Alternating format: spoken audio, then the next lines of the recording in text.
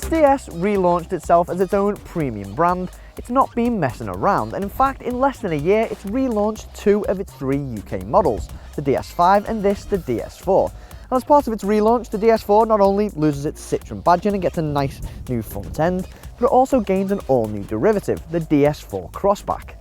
But what's a Crossback? Well, it's not quite a coupe, it's not quite an SUV, and it's not quite a hatchback. But what we can tell you is that it gains an additional 40mm of ground clearance and also gets some nice roof bars. So let's take a closer look.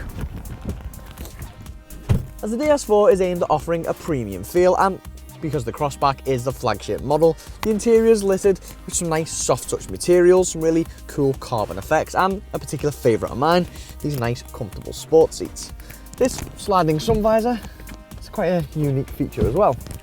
When it comes to kit, the Crossback builds on the top Prestige model. So as well as getting the likes of sat-nav, Bluetooth, aircon and a reversing camera, you also get some unique Crossback badging and some aluminium door sill protectors.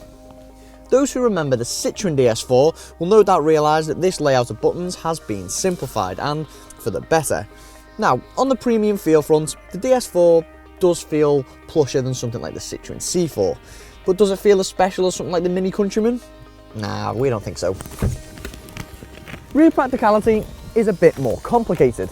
Now open this door as wide as you can, and the space you've got to climb in is very limited. Same goes when you're climbing out. But once you're inside, it's actually not too bad. There's plenty of leg room and a decent amount of headroom. But it is quite gloomy in here, and to make matters worse, you can't actually roll down the back windows. What?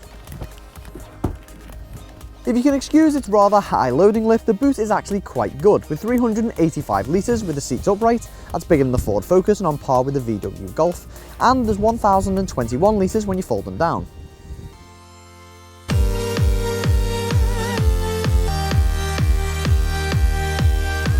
Before you get overexcited and think, raised ground clearance, I'm going to go off-road. The DS4 is not designed for that, even in this Crossback guise. The Crossback does, however, give you a more comfortable ride than the hatchback, as it absorbs bumps more comfortably and road and wind insulation is better. There's no avoiding the fact that the ride is still firm and crashy though. But does that mean it's sporty? Well, the DS4 sticks into bends quite well, but the steering lets it down at higher speeds as it actually lightens up. It's not a nice feeling. And in fact, the steering's actually at its heaviest when you're pottering about town, which is a little odd.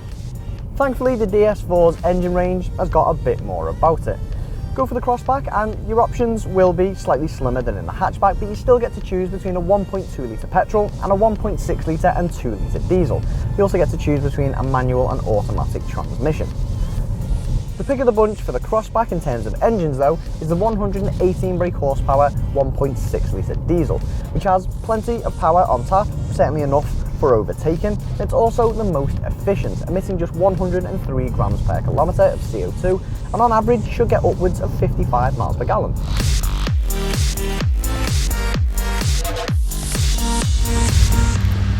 So DS is pitching this as a premium model, but has it got a premium price tag to match?